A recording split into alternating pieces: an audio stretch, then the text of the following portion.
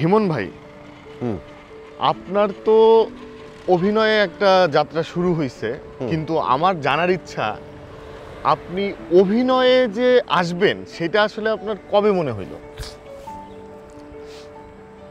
আমি ধরো স্কুলে যখন ওই যে যেমন খুশি তেমন সাজো এক ধরনের প্রতিযোগিতা হতো,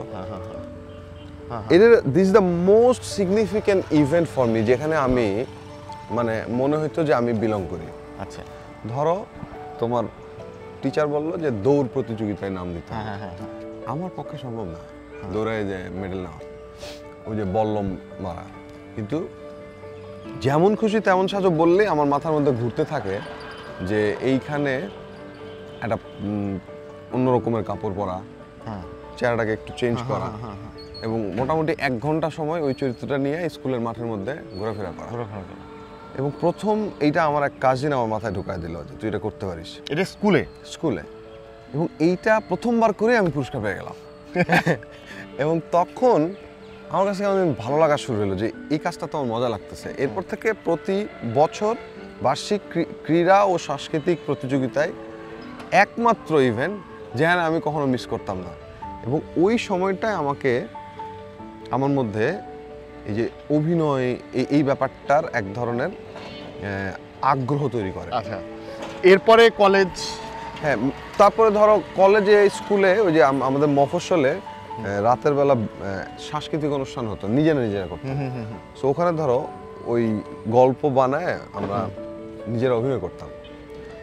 এইটার থেকে ধরো যে হয়ে গেল কি একটা স্কুলের মধ্যে যখনই কোনো এরকম রাতে অভিনয়ের প্রোগ্রাম হবে তখন আমাকে টিচাররা বলতো বা কলেজের টিচাররা বলতো যে ওকে নাও। তখন পর্যন্ত এটা ধরো ছেলে খেলা, কিন্তু যখন এই বিশ্ববিদ্যালয়ে আসলাম এসে দেখলাম যে রাকসু ভবনের ভেতরে এখানে লোকজন চর্চা করে, এখানে এক ধরনের মানে খুব সাংগঠনিকভাবে নাটক অভিনয় ব্যাপারটা শেখার চেষ্টা করে। তখন আসলে একদম সত্য কথা যে নাটক যে একটা প্রফেশন হিসেবে, অভিনয় যে একটা প্রফেশন হিসেবে নেওয়া যায় নাটক বা সিনেমার মাধ্যমে, তখন আরো শক্ত করে আমার ভেতরে ওই ইচ্ছাটা জেগে উঠলো যে আমি মানে এটাই হব, আমি অভিনেতাই হব। এখন এই যদি বলো যে এই মুহূর্তে বলো, হ্যাঁ এখনো তাই মনে হয় যে আমি অভিনেতাই হব। না, এইখানে আপনার অভিনেতা হওয়ার যে চাওয়া আর হয়ে ওঠার যে যাত্রা, এই দুইটা তো বিশাল মানে ঘটনা আর কি। কারণ যে কন্টিনিউশন রাখতে হয় এই সমাজ বাস্তবতায়, অর্থনৈতিক বাস্তবতায়, সেই জায়গা থেকে আপনার কি মনে হয় যে আজকে তো মানুষ আপনাকে দেখতেছে, ধরেন আপনি একটা কর্পোরেটের গুরুত্বপূর্ণ চাকরি করেন, আবার আপনি ধরেন গ্রামীণ ফোন বা বিভিন্ন প্রোডাক্টের আপনি হচ্ছে কমার্শিয়ালে আসতেছেন বা নাটকে আসতেছেন, শুটিং স্পটে যাচ্ছেন, গাড়ি থেকে নামতেছেন, আপনার একটা ফুরফুরা চেহারা সবাই দেখতে পাচ্ছে। কিন্তু এই যে 20 বছর আপনার ধরেন এখানকার পর থেকে, বিশ্ববিদ্যালয়ের পর থেকে তো আপনার প্রায় 15-20 বছরের একটা জার্নি আছে এই ক্যামেরায় সামনে দাঁড়ানোর আগের, এইটা তো কেউ দেখছে না। সো এইটা নিয়ে কি কিছু বলতে চান যে আসলে কতটা কঠিন ছিল ক্যামেরার সামনে দাঁড়ানোর এই ইচ্ছাটার প্রকাশ করাটা, এই সামর্থ্যটার? মানে কঠিনের যে লেভেলগুলো, ইটস মর্টাল কমব্যাটের মতো। ধরো যখন ছাত্র ছিলাম তখনকার কঠিনটা কি যে 20 তারিখের আগে টাকা শেষ হয়ে গেছে, সকালেও খাওয়ার সুযোগ হয় নাই, মানে কারোর কাছে বাকি খাবো ওই পরিস্থিতি নাই, দুপুরেও এই রিহার্সেলের কারণে খাওয়া হয়ে ওঠে নাই, রাত্রেবেলা একবারে মেসেজে বা হলে যেয়ে খাবো, এরকম একটা।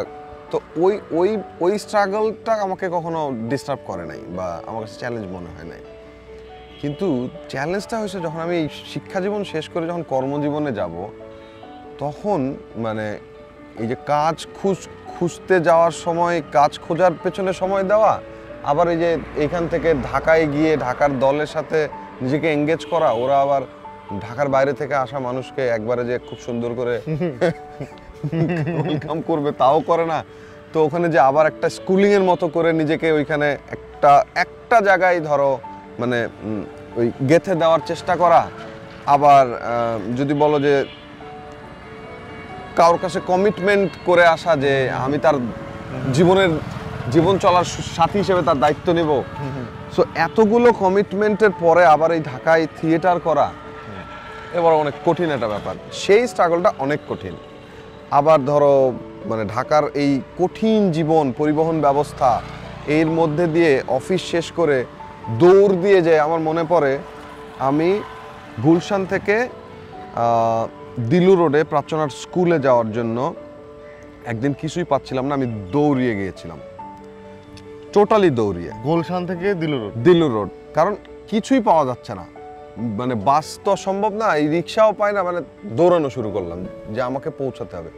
তো এগুলা স্ট্রাগল যত দিন যাচ্ছে তত বাড়ছে। ধরো আজকে এখন এসে প্রায়োরিটি হচ্ছে সন্তান, অফিস, স্ত্রী, আবার এই ভালো লাগার মানে অভিনয় জীবন। তো এটাকে ব্যালেন্স করাটা খুবই কঠিন। মানে তুমি যদি বলো যে স্ট্রাগলটা অনেক বেশি, অনেক বেশি, মানে এইটা আমি তোমাকে 1-2 মিনিট 1-2 কথায় বলতে পারবো না। অভিনয় কেন করেন? আমার ভালো লাগে। মানে ভালো লাগার জন্যই সব। এক্স্যাক্টলি, কারণ ধরো আমি জীবনে কোনো কাজেই মানে মনে হয় নাই যে এই অভিনয়ে যে পরিমাণ আনন্দ পাই, ওই আনন্দ অন্য কোনো কাজে পাই।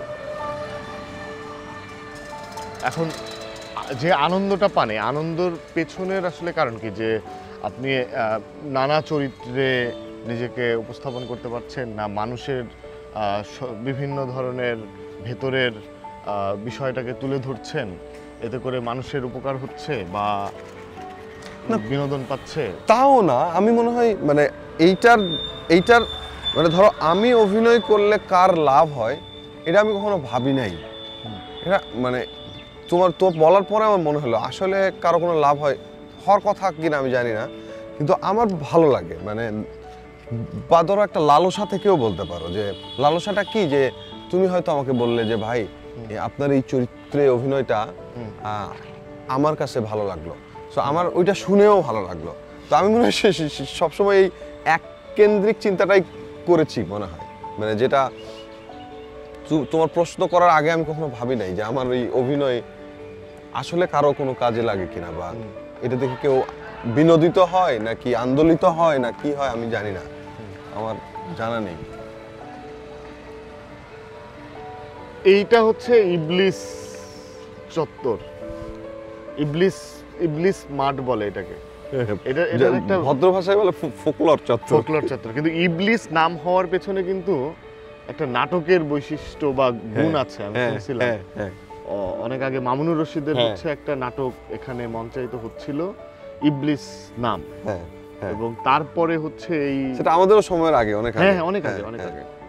সো মানে নাটক বা এগুলো তো আসলে মানুষের স্মৃতিতে থেকে যায়। তো কোনো অভিনেতার ইচ্ছা থাকে যে এমন কোনো কাজ করা যে কাজটা মানুষের স্মৃতিতে থেকে যায় অনন্তকাল ধরে। যেমন ধরেন আমাদের তিতাস একটি নদীর নাম সিনেমার নাম মনে থাকে, আমাদের পদ্মা নদীর মাঝির নাম মনে থাকে, আমাদের 1000 বছর ধরে যখন উপন্যাস থেকে সিনেমা হয় তখন ওইটা করার ইচ্ছা থাকে, ওটা মনে রাখার ইচ্ছা থাকে। তো আপনার মনে রাখার মতো কোনো অভিনয় আপনি এখন পর্যন্ত নিজের মতো করে অভিনয় করতে পারছেন নাকি এখনো খুঁজতেছেন? যদি মিডিয়াম ধরে বলো,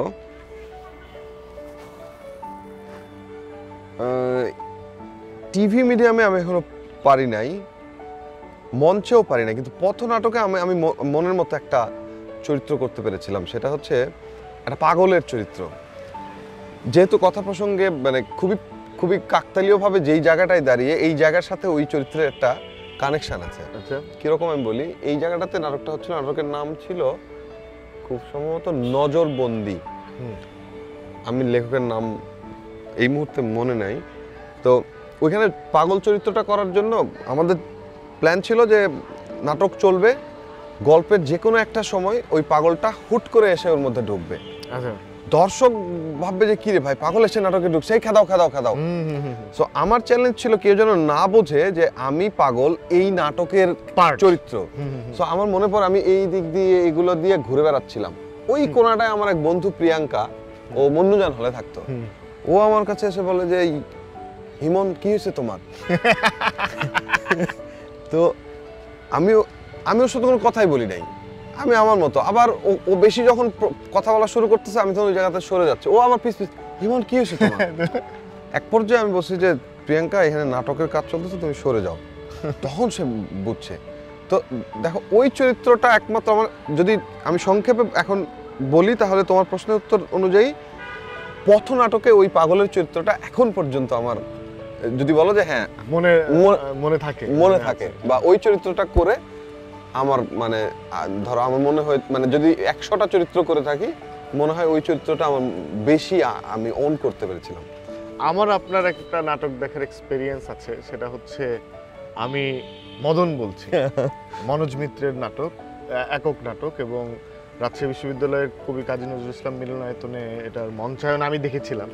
এবং ওই নাটক দেখার এক্সপেরিয়েন্সটাই হচ্ছে আপনাকে আমার জানার শুরু আসলে। তো ওইটা যখন দেখেছিলাম যে অডিটোরিয়াম ভর্তি অডিয়েন্স এবং আপনি একক একজন অভিনেতা, আমার কাছে ওই মদন চরিত্রের যে হায়াতুজ্জামান খান, ওইটা আমার কাছে খুবই সিগনিফিকেন্ট লাগছে যে হ্যাঁ ক্যারেক্টার চেঞ্জ হতেছে, 14টা ক্যারেক্টার সে এনজয় করতেছে। মানে হয় কি টায়ার্ডনেস চলে আসে 1-1.5 ঘন্টা কাজ করলে, একটা একক অভিনয় শিল্পীর জন্য খুবই টাফ, কিন্তু সে যদি এনজয় করে 14টা ক্যারেক্টার এবং একটা শোর পরে আরেকটা show, back to back show, তার মানে হচ্ছে তাকে 3 ঘন্টা টানা অভিনয়ের ভেতরে থাকতে হচ্ছে, ক্যারেক্টারের ভেতরে থাকতে হচ্ছে। সো আমি মদন বলছির এক্সপিরিয়েন্স যদি একটু বলেন তাহলে যারা এইটা দেখেছে, আপনাকে দেখেছে যারা, কারণ আপনাকে টেলিভিশনে কয়জন দেখছে, সারা বাংলাদেশের মানুষ দেখছে, কিন্তু আপনার মূলত জার্নি তো এখান থেকে শুরু হয়েছে। এর আগেও আপনি স্কুল কলেজে করেন, কিন্তু প্রাতিষ্ঠানিক এইটাই আমার দ্বিতীয় জন্ম। মানে আমি যদি বলি আমার শারীরিক জন্ম যে মায়ের ঘরে, ওর বাইরে যদি আরেকটা আমার ধরো আত্মিক জন্ম হয় তাহলে এখানে এই বিশ্ববিদ্যালয়ে। এখন মদন বলছিল ওইটা আর কি অবস্থা? মদন বলছি দেখো এটা লম্বা গল্প, তারপর তো তোমাকে বলি। আসলেই মনে হয় অনেক বড় কিছু বা অনেক ভালো কিছু অনেক ক্রাইসিসের মধ্যে দিয়েই তৈরি হয়।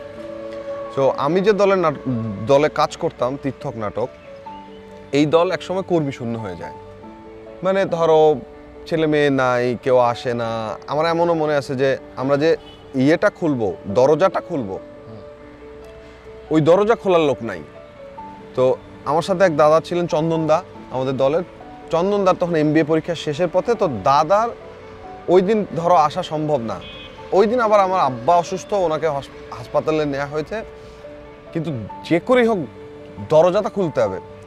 তো আমি জাস্ট আধা ঘন্টার জন্য মেডিকেল কলেজ থেকে দৌড়ে এসে দরজাটা খুলে কিছুক্ষণ একটু বসে দরজা লাগিয়ে আবার চলে গেলাম, এরকম একটা সময়। তো লতিফ ভাই আমরা যারা রাজশাহী বিশ্ববিদ্যালয়ের নাট্যকর্মী ছিলাম, তাদের জীবনের সবচেয়ে অন্যতম একটা বন্ধু বা চরিত্র যদি বলি লতিফ ভাই। তো লতিফ ভাই না প্রচুর বুলিং করতো, প্রচুর সমালোচনা করতো যে এত বড় একটা দল, এত পুরনো একটা দল তোমরা শেষ করে ফেললে, তোমাদের কোনো দায়বদ্ধতা নাই, তোমরা কেমন ছেলে, একটা নাটক করতে পারো না। মানে বিশ্বাস করো শাওন, আমি লজ্জায় মানে লতিফ ভাইরে দেখলে আমি অন্যদিক দিয়ে ঘুরে চুপ করে রাকসুর পেছন দিয়ে যায় লুকে থাকতাম। এই করতে করতে একসময় একটা মনের মধ্যে জাগলো যে আচ্ছা একজন নিয়ে একটা কাজ করা যায় কিনা।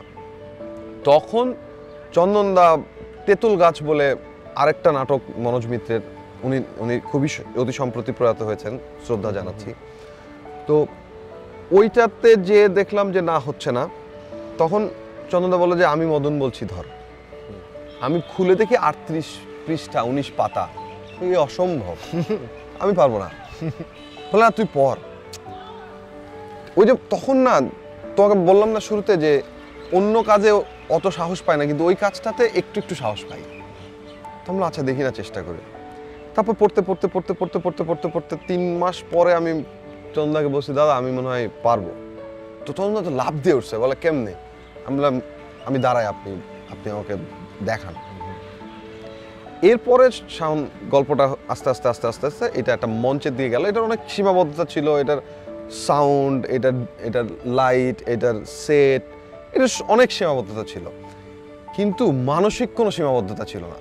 সো আমি পরিপূর্ণভাবে মদন হওয়ারই চেষ্টা করেছিলাম, এবং ওইটা আসলেই শাওন ওই অ্যাঞ্জেলিক কিছু একটা মনে হয়, মানে আমার মনে হয় ওই সময় কোনো অশরীরী কোনো কিছু একটা আমার উপর ভর করেছিল, যেটা 1 ঘন্টা 38 মিনিট 14টা ক্যারেক্টার আমি একা একটা থেকে আরেকটা ট্রান্সফর্ম করলাম।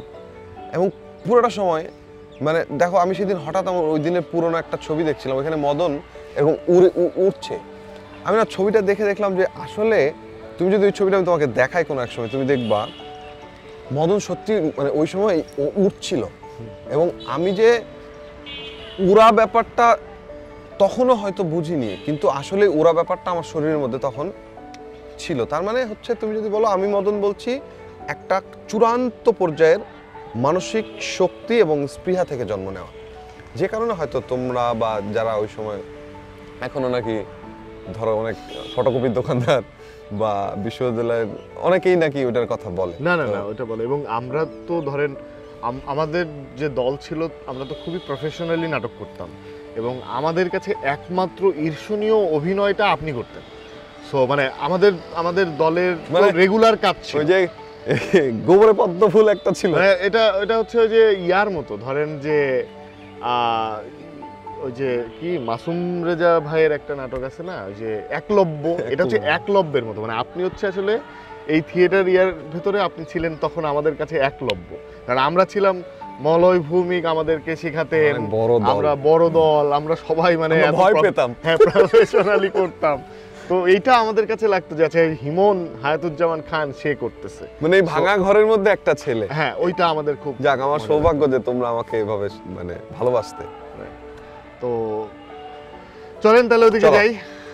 হিমন ভাই, আমি আরেকটা বিষয় আমার কাছে খুবই গুরুত্বপূর্ণ মনে হয়, সেটা হচ্ছে একটা সময় তো ছিল যখন অভিনয়, নাচ, কবিতা, বিভিন্ন কিছু শিল্পের যে বিষয়গুলো আছে এগুলো পুঁজির সাথে অত বেশি যুক্ত ছিল না। যে কোনো মানুষ তাদের ভালো লাগার জায়গা থেকে এটা করতেন, পেশা হিসাবে, নেশা হিসাবে একটাই কাজ করতেন। কিন্তু এখন তো এটা অনেক বেশি পুঁজির সাথে যুক্ত হয়ে গেছে। সো কেউ চাইলেই কিন্তু অভিনয় করে যেতে পারে না, কেউ চাইলেই কিন্তু কবিতা লিখে যেতে পারে না, তাকে কোনো একটা পেশা নির্ভর জীবনযাপন করতে হয় বা এই শিল্পটাকেই পেশা বানাতে হয়। যেমন ধরেন কোনো একজন ফোক, আপনার আলকাপের কোনো একজন গায়েন সরকার, সে কিন্তু আগের মতো আর শুধু আলকাপ করে জীবনযাপন করতে পারছে না, সে কিন্তু নাপিতের কাজ করতেছে এবং মৌসুমের সময় আলকাপ করতেছে। মনসার পালা যে করতেছে সে কিন্তু এই 9 মাস, 8 থেকে 9 মাস আপনার হচ্ছে সিঙ্গারাপুরি বানাচ্ছে, আর বাকি 3 মাস সে কিন্তু মনসার পালা করতেছে। সো এই জিনিসটা আসলে অভিনয়টাকে বা শিল্পকে অভিজাত বা বিলাসিতার একটা বিষয় করে তুলছে না, যে যারা ভালো লাগলে এটা করতে চায়, এটা আসলে তাদের জন্য একটা বিলাসিতা। হ্যাঁ, মানে এইটা নির্ভর করে যে তুমি যে অভিনয়টা করো সেটা কোন মাধ্যমে করো। ধরো তুমি যার কথা বললে যে আলকাপ করে, এটা তো ধরো একদম মানে পল্লী মানুষের, গণমানুষের বিনোদনের জন্য সে করে। সে এখান থেকে মানে শুরুতে হয়তো লোকে খুশি হয়ে 2 পয়সা দিত, সে ওইটা পেয়ে আনন্দ পেত। পরে কেউ কেউ হয়তো চিন্তা করলো যে আমি মানে এই আলকাপ পেশাটাকেই নিব।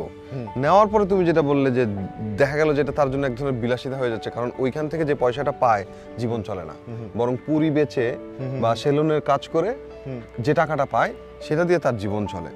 তখন হ্যাঁ, তখন তার জন্য এটা আসলেই বিলাসিতা হয়ে গেল। এখন এবার যদি আরো বড় মাধ্যমে আসো, আচ্ছা তার আগে তুমি যদি ধরো আমাদের মতো মঞ্চ বা পথনাটকের এই মাধ্যম, এটা তো একেবারেই বিলাসিতা, একেবারেই বিলাসিতা। আমি বলি যে হ্যাঁ, এই বিলাসিতাটা আমাকে কি দেয়? এই বিলাসিতাটা দেয় যেটা, সেটা হচ্ছে আমার মগজের, আমার শরীরের মানে ডেভেলপমেন্ট ঘটায়। মানে ধরো এই নাট্য চর্চা, শিল্প চর্চাটা মানুষের চিন্তার জায়গাটাকে শানিত করে, শার্পেন করে। এর বাইরে যদি মনে করো যে হ্যাঁ আমি শুধু এইখান থেকে শিখে এই অভিনয়টাকে পেশা হিসেবে নিব, এটা খুবই কঠিন একটা জার্নি। সেইটা টু সাম এক্সটেন্ট বিলাসিতাই বলা যায়, কারণ তোমার জীবনের ধরো খুব গুরুত্বপূর্ণ বিষয়টাকে যদি এটা মনেও করো তাহলে তোমাকে অনেক কম্প্রোমাইজ করে যেতে হবে এবং অনেক স্বার্থপরের মতো ওইটা অ্যাচিভ করার জন্য তোমাকে কাজ করে যেতে হবে। তো সেটা তো আসলে বিলাসিতাই না, ওইটাই কারণ হচ্ছে ধরেন একটা সময় তো মানুষ ক্রিকেট খেলা বা বিভিন্ন ধরনের খেলাধুলাও হচ্ছে মানসিক শান্তি, শারীরিক সুস্থতা এসব চিন্তা করেই করেছে, কিন্তু ধীরে ধীরে এটার ভেতর পুঁজি ঢুকে গেছে। এখন আর ক্রিকেট খেলা শেখাটাও আনুষ্ঠানিকভাবে ব্যয়বহুল। একইভাবে অভিনয়টাও কিন্তু ব্যয়বহুল। হ্যাঁ, মানে ধরো তুমি আমার কথাই ধরো আমি হিমান আজকে এই বিশ্ববিদ্যালয়ে পাঠ চুকে আমি কর্মজীবনে গেলাম, এরপর আমার মনের মধ্যে আমি লালন করলাম আমি অভিনেতা হব, আমি হয়তো সৃষ্টিকর্তার একটা মানে যদি আশীর্বাদ বলি বা একটা ওনার সুনজরের কারণে হয়তো আমি এখনো এই অভিনয় এবং চাকরিটাকে সমান তালে এবং সংসার জীবনটাকে একটা মানে ব্যালেন্স করে চলতে পারছি। সবার পক্ষে সবসময় এটা সম্ভব না, কারণ তুমি কি করে ধরো এই কর্মজীবনটার পাশাপাশি এই যে তুমি যে অভিনেতা হতে চাও সেই জার্নিটাকে কি করে কন্টিনিউ করবে, তো অনেক কঠিন ব্যাপার। সো এইটা করতে যে তোমাকে হয় তোমার যে কর্ম থেকে তুমি উপার্জন করো সেইটাকে বিনষ্ট করতে হবে, ওই ঝুঁকিটা তোমাকে নিতে হবে, আর অভিনেতা হওয়ার স্বপ্ন বাদ দিতে হবে। না, এটা মানে এটা আমার কাছে খুব জরুরি মনে হয়। কেন দেখো যে ধরো তুমি অনেক কষ্ট করে অনেক কাঠখড়ি পুড়িয়ে এক সময় তুমি প্রমাণ করলে যে তুমি সবচেয়ে বড় মাধ্যম কি চলচ্চিত্র, যে চলচ্চিত্রে তুমি ভালো মানে সহজ ভাষায় যদি বলি নাম করলে, নাম করার পরে তখন দেখা গেল যে তোমাকে মানুষে পছন্দ করে, ভালোবাসে, তোমার অভিনয় দেখতে চায়, এই যে একটা পুঁজির ব্যাপার কিন্তু তখনই ঘোরাফেরা করা শুরু করলো। তো তোমাকে নিয়ে আমি কিছু পয়সা লগ্নি করে একটা সিনেমা বানালে এই সিনেমাটা মানুষ দেখে, তখন ধরো এইটা হয়তো পুঁজি মানে তখন পুঁজি ছাড়া একটা অংশ অন্য কোনো কিছুই চিন্তা করে না। তুমি অভিনেতা হিসেবে ডিপেন্ড করে যে তুমি কি ওই চলচ্চিত্রে অভিনয়টা করছো শুধু তোমার পয়সার জন্য, যে এখানে পুঁজি বেশি, এই সিনেমার বাজেট বড়, এই সিনেমায় আমি অভিনয় করব, এটা ছোট বাজেট করব না। ধরো আমাকে বলা হলো, ধরো আমাকে কেউই চেনে না, কিন্তু অনেক কোটি টাকার একটা সিনেমায় কি জানি হুট করে এসে দৈবক্রমে বললো যে তোমাকে এই সিনেমায় অভিনয় করতে হবে, আমার ওই ব্যাপারটা কাজ করবে না, এটাতে কাজ করলে আমি অনেক টাকা পাবো। আমার মাথায় কাজ করবে যে এই চরিত্রটা কত বড়, মানে বড় বড় ইন এ সেন্স যে কত গুরুত্বপূর্ণ পুরো গল্পের মধ্যে। সেটা যদি সত্যি গুরুত্বপূর্ণ হয়, আমি কিন্তু টাকার চেয়ে আমার কাছে গুরুত্বপূর্ণ হচ্ছে ওই চরিত্রটা। এবার এটা করতে করতে আমাকে লোকে ধরো অনেক বেশি পছন্দ করা শুরু করলো এবং যারা লগ্নিকারক তাদের চোখে পড়ে গেলাম, তখন কিন্তু ওই বড় পয়সার সিনেমায় একটা চরিত্র লাগবে, তখন কিন্তু আমাকে ডাকতে শুরু করলো। এবার কিন্তু আমি তোমাকে গ্যারান্টি দিতে পারবো না যে আমার ওই যে আগের চরিত্রের প্রতি যে লালসা সেটা সরে গিয়ে পুঁজিতে দাঁড়ালো কিনা, এই গ্যারান্টি আমি দিতে পারবো না। তখন হয়তো পুঁজির প্রতি আমার লালসাটা বেড়ে যেতে পারে। এইখানে দুর্দান্ত একটা সিনেমার কথা মনে পড়লো আমার এই মুহূর্তে, এটা হচ্ছে উত্তম কুমার অভিনয় করেছিলেন মহানায়ক, এবং এটা হচ্ছে সত্যজিৎ রায়ের। এই থিয়েটার আর্টিস্টের চলচ্চিত্রে যাওয়ার যে জার্নিটা এবং এই পুঁজিহীন এবং পুঁজিযুক্ত একটা যে ইন্ডাস্ট্রির যে ব্যাপারটা, সেটা কিন্তু দুর্দান্তভাবে সত্যজিৎ রায় এবং উত্তম কুমার পোর্টে করে যে জায়গাটায় নিয়ে গেছে। সো এটা তো অসাধারণ। এবং আমার কাছে মনে হয় আরেকটা জিনিস, যে পুঁজি যখনই আসে তখন অভিনয়কেও সীমাবদ্ধ করে দেয়। প্যাটার্ন ভিত্তিক গল্প, প্যাটার্নের যে আচ্ছা এটা পছন্দ করতেছে অডিয়েন্স, একে পছন্দ করতেছে, ভালো বা শানিত অভিনয় শিল্পীদের জন্য পুঁজিভিত্তিক মিডিয়া অনেক সময় সঠিক বিচার আমাদের এই অঞ্চলে মনে হয় এই ব্যাপারটা ঘটে। আরো যদি যদি বলো যে মানে পশ্চিমাদের যে বিজ্ঞাপন, দুঃখিত, এই যে সিনেমার জগৎ, ওইখানকার অভিনেতাদের ব্যাপারটা মনে হয় আবার ডিফারেন্ট। ওখানে প্রফেশনালিজম তৈরি হয়েছে। ওখানকার থিয়েটার যারা করে তারা হচ্ছে একটা ফাইন্যান্সিয়াল সলিউশন, তাকে অন্য প্রফেশনের কথা চিন্তা করতে হয় না। আর আমরা আজকে 50 বছর পেরিয়ে গেছি বাংলাদেশের, আমরা তো থিয়েটারে প্রফেশনালিজম এখনো আমরা আনতে পারি নাই। তো প্রত্যেকটারই কনসিকোয়েন্স আছে ভাইয়া। সেটা হচ্ছে ধরেন আপনি রাজশাহী বিশ্ববিদ্যালয়ে থিয়েটার করলেন, করার পরে ঢাকায় যে আপনাকে কিন্তু আবার শুরু থেকে শুরু করতে হচ্ছে। কারণ ওদের কাছে এই ঢাকার বাইরের সংগঠনে কাজ করে আসা একজন নাট্যকর্মীর মূল্যায়নটা কি বলবো, যে মানে ওই ভ্যালিডেশনটা নাই যে তুমি আমার দলে কাজ করার যোগ্য। তখন আবার ওই স্কুলে যে এবং আমি তো আপনার আরেকটা বিষয় আমার খুবই মনে থাকে এবং আমি অন্যদেরকে বলি যে একজন মানুষ ডিভোশন, ডেডিকেশনের একটা উদাহরণ হচ্ছে হায়াতুজ্জামান খান। কেন সে তীর্থক নাটক করলো 5 বছর রাজশাহীতে, তারপরে ঢাকায় এসে প্রাচ্যনাট স্কুলে ভর্তি হলো, যেখানের বেসিকগুলো সে অনেক আগেই জানে, এবং রাজশাহীতে সে যেগুলো দিয়ে মানুষকে শেখাইতো নাটক, সে আবার ঢাকায় এসে একদম অ ক খ থেকে শুরু করলো। এবং সেইটা তো করলোই, পরে সে আবার আফসানা মিমি, অভিনেত্রী আফসানা মিমি যখন বাংলাদেশ ফিল্ম অ্যান্ড টেলিভিশন একাডেমির কোর্স করলো ডিপ্লোমা, তখন সে আবার বেসিক অ্যাক্টিংয়ে ভর্তি হলো এবং কাদের সাথে, যারা জীবনে কোনোদিন অভিনয় করে নাই, সে আবার ওই জার্নিটা দিল। এবং একই জার্নি সে ঘুরে ঘুরে ঘুরে ঘুরে দিচ্ছে। সে মডেলিং করবে বলে যেটা শুনলাম আমি, মডেলিং করতে চেয়েছিলেন বলে আপনি এলিফ্যান্ট রোড বা হচ্ছে ওই মডেলিংয়ের যে ফটোগ্রাফি যারা করে তাদের ওখানে আপনি গেছেন, বিভিন্ন রকমের কিম্ভূত কিমাকার অভিনয় সমৃদ্ধ ছবি তুলছেন, নিকেতনের মিডিয়া হাউসে যে নক দিয়ে দিয়ে মানুষকে বলছেন যে এই যে আমার ছবি, আমি অভিনয় করতে চাই। এই যে জার্নি, এটা পশ্চিমা বিশ্বে নাই।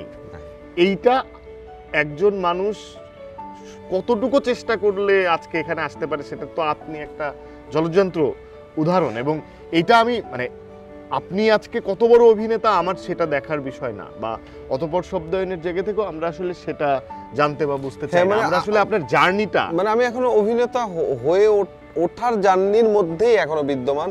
আমি এখনো অভিনেতা হয়ে উঠতে পারিনি।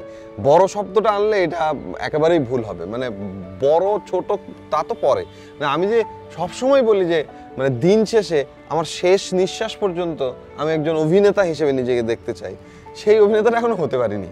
হ্যাঁ, এবং ইন্ডাস্ট্রি যদি তৈরি হইতো তাহলে কি আপনি আলাদা চাকরি করতেন? মানে যদি ওই অ্যাসিওরেন্স, হ্যাঁ, আমরা অভিনয় করে পাওয়া পয়সা দিয়ে যদি আমার জীবন চলতো, আমি অবশ্যই অভিনয় করতাম। এতে অপরাধের কিছু নাই। মানে এখন আমি যা করে উপার্জন করে জীবন চলে, সেটার প্রতি যে আমার কমিটমেন্ট কম তা কিন্তু না। ওইটার প্রতি পূর্ণ কমিটমেন্ট রেখেই ওইটার সম্পূর্ণ প্রাপ্যটা ওই প্রতিষ্ঠানকে দিয়ে বাকিটুকু আমি আমার অভিনয় জীবনের জন্য লগ্নি করি। এখন সেক্ষেত্রে তুমি যেটা বললে যে মানে এই আমাদের পরিস্থিতি হয়তো আমাদেরকে ওইভাবে ধরো সাপোর্ট করছে না, যারা আমাদের মতো এরকম পোর খাওয়া মানুষ ঘুরে ঘুরে গোড়া থেকে আবার শুরু করে। তো এই জায়গাটা, কিন্তু আমি আশাবাদী। মানে আমার অন্যান্য ব্যাপারে আমি প্রচণ্ড হতাশাবাদী মানুষ। রাষ্ট্র, সমাজ, রাজনীতি, অনেক ব্যাপারে আমি খুব হতাশ। পরিবার, সম্পর্ক, এগুলো নিয়ে খুব হতাশ। কিন্তু এই যে অভিনয় আমার পরিচয় হবে, এইটার ব্যাপারে আমি খুব আশাবাদী। আচ্ছা, নতুনদের কি মনে হয় যে যারা এখন বিশ্ববিদ্যালয়ে আসতেছে বা অভিনয় শিল্পী হইতে চায়, তরুণদের সাথে তো আপনার একটা মানে সম্পর্ক সবসময়ই আছে, তো সেটা আসলে তরুণদের আপনার হচ্ছে কি মনে হয় যে ওরা আসলে কতটা স্পিরিট নিয়ে, কতটা নিজেদেরকে তৈরি করে আসলে ইন্ডাস্ট্রিতে আসতেছে? দেখো, মানে আমার কাছে খুব কম ক্ষেত্রেই মনে হয় যে আমি এটা হব বললেই হওয়া যায়। আমি এটা হব বললে হওয়ার জন্য যে মানসিক শক্তি এবং প্রচেষ্টা, ওইটা যাদের থাকে তারা পারে। কিন্তু এখন যারা, ধরো আমি এখনো আমার নাটকের দলের সাথে যোগাযোগ হয়, তাদের সাথে কথা হয়, এই ছেলে মেয়েগুলো আমি যেটা বোঝার চেষ্টা করি, তারা হয়তো ট্রেন্ডস মনে করে বা একটা এক্সট্রা কারিকুলার কিছু করা। আমিও হয়তো ওইরকম চিন্তা করেই এসেছিলাম, কিন্তু হয়তো আমি একটু মানে ওই যে যদি বলি যেমন খুশি তেমন সাজো, ওই ব্যাপারগুলো আমার ভেতরে আগে থেকেই ছিল। স্কুল কলেজের ওই রাতের বেলার নাটকের অভিনয়ের জন্য ডাক পেতাম। তো এই সংগঠনে আসার আগের থেকে আমার একটা যদি বলো যে একটা দৃষ্টি ছিল অভিনয়ের যাত্রার দিকে, সেটা খুব কম মানুষের থাকে। এখনকার ছেলেমেয়েরা যারা আসছে তারা হয়তো অনেকে এখানে এসে আবিষ্কার করছে যে হ্যাঁ, অভিনয়টাকে বোধহয় আমি পেশা বা আমার দীর্ঘ সময়ের জন্য চর্চা হিসেবে নিতে পারবো। আবার অনেকেই আসছে যে একটা কিছু করা দরকার, আমি পড়াশোনার পাশাপাশি করি। তো আমি যেটা বলি যে করো, এটা শারীরিক এবং মানসিক বিকাশ ঘটাবে, এটা নিয়ে কোনো সন্দেহ নাই, এবং পরবর্তীতে তোমার কর্মজীবনে তুমি এটার কিছু না কিছু সুফল পাবাই। তো ওই জায়গা থেকে হলেও করো। আর যদি মনে হয় যে না আসলে তুমি কারণ খুঁজে পাচ্ছ না, তাহলে আমি বলি যে আসার দরকার নেই, করার দরকার নেই। তো ওই জায়গায় এখনো একটু যদি বলো যে ছেলে মেয়েদেরকে আমাদের ওই জিনিসটা শেখাতে হবে। মানে একটা থিয়েটারের নাটকের দলের একজন কর্মী যখন ম্যাচিউর হয় তখনই না সে ইউনিভার্সিটি ছেড়ে চলে যায়। তো শেখাবো যে সেই শেখানোর মানুষটা কই। বিশ্ববিদ্যালয়ের শিক্ষকদের দায়বদ্ধতা এখানে অনেক বেশি, যে যারা একসময় এই দলগুলোতে কাজ করতো, করে এখন শিক্ষকতা করে, তাদেরকে এখানে আসতে হবে। এই যে ছেলে মেয়েগুলো আসছে তাদেরকে ওই ওই ওই ওই জ্ঞানটা দিতে হবে। তো ওইখানে এখনো গ্যাপ। তো তুমি যেটা বললে যে এই তাদের কথা চিন্তা করলে তাদেরকে একটু বুদ্ধি দেওয়ার লোক দরকার। মানে বুদ্ধি বলতে কি, একটু উস্কানি দেওয়ার লোক দরকার। যে উস্কানি মানে দেখ তুই এই অভিনয়টা বা এই নাট্যচর্চাটা তুই কেন করবি, বা কেনই বা তোর করা উচিত না, এই উস্কানি দেওয়ার জন্য কিছু অভিজ্ঞ মানুষ দরকার, যাদের অনুপস্থিতি এই নাট্য দলগুলোতে এখন খুব বেশি। এটার সাথে আমার আর একটা জিনিস মনে হয়, সেটা হচ্ছে যে ধরেন উস্কানি বা তাদেরকে আরো প্রপার শিক্ষণ পদ্ধতির ভেতরে নিয়ে যাওয়া। আর একটা জিনিস মনে হয় ভাই, সেটা হচ্ছে যে বৈশ্বিক অর্থনৈতিক যে বাস্তবতা, সেই বাস্তবতায় একটা বাচ্চা প্রতিদিন 3 ঘন্টা 2 ঘন্টা সময় একটা দলের জন্য দিবে, এইটা আবার তাকে হচ্ছে ইয়া করে। কারণ অন্য জায়গায় সে যদি নিজে থেকে ইয়া করে, ফাইন্যান্সিয়াল আর্নিংয়ের সুযোগ আছে, আরও ভিজিবিলিটি পাওয়ার সুযোগ আছে, ক্যারিয়ার ওরিয়েন্টেড হওয়ার ব্যাপার আছে। সো অনেকে তখন মনে করে আচ্ছা থিয়েটারে যে আমার এই বাচন শৈলী, তারপরে হচ্ছে আমার দাঁড়ানো, এগুলো তো নর্মালি আমি ঠিক করে ফেলতে পারবো। সো যেটা হয়েছে যে আগে ধরেন রাকসুতে লোক জায়গা দেওয়ার পরিস্থিতি যখন ছিল না, তখনও একটা সময় ছিল, এখন তো আবার নতুন আর একটা সময়। তো থিয়েটার যদি এই সময়কে আসলে অ্যাডাপ্ট না করে, ডিজিটাল মিডিয়া বা নিউ মিডিয়াকে অ্যাডাপ্ট না করে, কারণ থিয়েটার তো একটা সময় আসলে মিডিয়া ছিল। 3000 বছর বা 2000 বছর আগে একমাত্র থিয়েটারই মিডিয়া, গল্প বলার জন্য। এরপরে ধীরে ধীরে এক একটা মিডিয়া আসছে, টেলিভিশন আসছে, রেডিও আসছে। আগে থিয়েটার থেকে মানুষ রেডিও টেলিভিশনে যেত, এখন থিয়েটার থেকে মানুষ বের হয়ে ধরেন নিউ মিডিয়া, ওটিটি প্ল্যাটফর্ম, এত সুযোগ। তো এইগুলোকে আসলে কানেক্ট করা দরকার। আমাদের ওয়ার্কিং ফোর্সে এদেরকে কানেক্ট করা কখনো হচ্ছে না। তো যেই কারণে আসলে থিয়েটারে একটা বাচ্চা কেন আসবে, এটাও নিজে প্রশ্ন করে। হ্যাঁ, এবং ধরো এই যেই জেনারেশনটা এখন, মানে ধরো আমি জীবনের প্রথম রঙিন টিভি দেখলাম যে বয়সে, জীবনের প্রথম ইন্টারনেটের সাথে পরিচিত হলাম যে বয়সে, সেই বয়স আর আজকে যে বয়সে ইন্টারনেট দেখে অনেক ডিফারেন্ট। তো ওকে যদি আমি থিয়েটারের এই কনভেনশনাল ম্যানারের মধ্যে আনার চেষ্টা করি, ও ইন্টারেস্ট ফিল করবে না। তো থিয়েটারটাকে মানে একটা ইভলভ করতে হবে সময়ের সাথে, খুবই জরুরি। না হলে মানে থিয়েটারের ফর্ম চেঞ্জ তো হবে, পৃথিবীর সবকিছু অন্য জায়গায় হইছে, ব্রডওয়ে থিয়েটার ওরা যেগুলো করছে, তাই না, বা আপনার প্রাচ্যনাট, ওনারাও যে মঞ্চর ব্যবস্থাপনায় যে জিনিসগুলো এক্সপেরিমেন্টাল কাজ করছে, এইটার সাথে তো এদের কোনো সংযোগ নাই। ওইটা করতে হবে। হ্যাঁ, 2500 বছর আগের যে প্রসেনিয়ামের যে আইডিয়া করে আসে বলা, ওইটাই তো অ্যাডাপ্ট করানো হচ্ছে। তো যে কারণে থিয়েটার প্রোগ্রেস করছে না।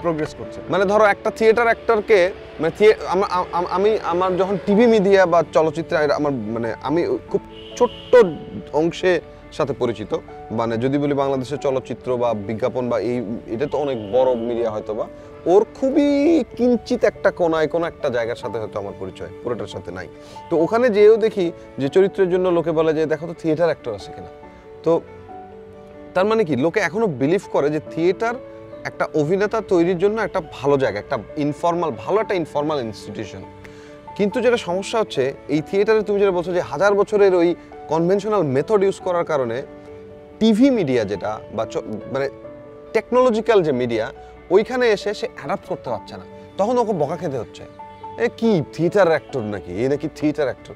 মানে তার কারণটা কি জানো, যে মানে ওর ওই যে তুমি বলে যে আমি একটা ইনস্টিটিউটে ডিপ্লোমা করতে গেলাম, কেন করতে গেলাম? কারণ আমি বুঝতে চেষ্টা করলাম যে ক্যামেরার সামনে অভিনয় আর মঞ্চের অভিনয় অথবা ঘাসের মধ্যে যে গণনাটক, পথনাটকের অভিনয়, এগুলোর পার্থক্য কী। সো ওই ওই ওই জিনিসগুলোর মধ্যে এখন মানে যেটা হচ্ছে যে ডটগুলোকে কানেক্ট করার এখনও অনেক জায়গা বাকি, যে কারণে আমার মনে হয় যে ধরো খুব সমৃদ্ধ হচ্ছে কেউ থিয়েটার করে, এটা হচ্ছে না। বুঝছি। চলেন তাহলে আপনার একটা খুবই সিলি বাট ধরেন আগামী 10-15 বছর পরে আপনি আপনাকে কোথায় দেখতে চান, এরকম একটা আমার আমি আসলে 10-15 বছর পরে আমি এই এরকম ফিট থাকতে চাই। আমার ওজন, আমার শারীরিক এবং মানসিক সক্ষমতাটাকে এরকমই দেখতে চাই। আর আমি অভিনেতা হতে চাই। এটার জন্য যে আমার যে দৌড়ঝাঁপ, আমি এই দৌড়ঝাঁপটাই দেখতে চাই। আচ্ছা, এটাই দেখতে চাই। আর এমনি বড় কোনো প্রত্যাশা নেই? না, দৌড়ঝাঁপটা থাকলেই আমি বেঁচে থাকবো। হিমন ভাই, আমরা তো রাজশাহী বিশ্ববিদ্যালয়ে আজকে বিভিন্ন জায়গায় হাঁটা চলা করতেছি, আলাপ করতেছি। সৌভাগ্য আমার। তো রাকসু ভবন, এইখানে তো আপনার জীবনের একটা বড় সময় কাটছে। আমার দ্বিতীয় জন্মঘর, আতুর ঘর। এইখানেই হচ্ছে তীর্থ।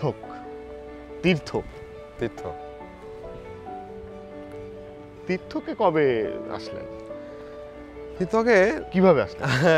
খুবই মজার ঘটনা। আমি রাজশাহী শিল্পকলা একাডেমিতে 2 বছরের অভিনয় বিষয়ক একটা সার্টিফিকেট কোর্সে ভর্তি হয়েছিলাম।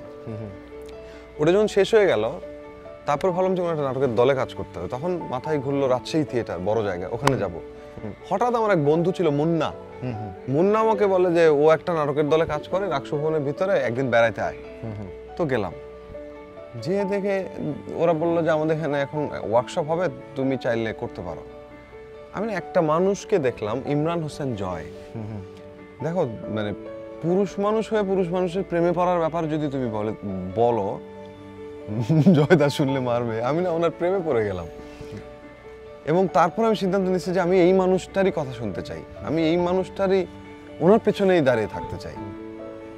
এই সম্পূর্ণ ইমরান হোসেন জয়ের প্রেমে পড়ে আমি তীর্থ নাটকের ভেতরে ঢুকে গেলাম। তারপরে তো আর বেরোতে পারলেন না। চলেন যাই। চলো। তবে এই একটা জায়গা যেখানে বারে বারে আসলেই মানে আরো অনেক বেঁচে থাকার ইচ্ছে জাগে।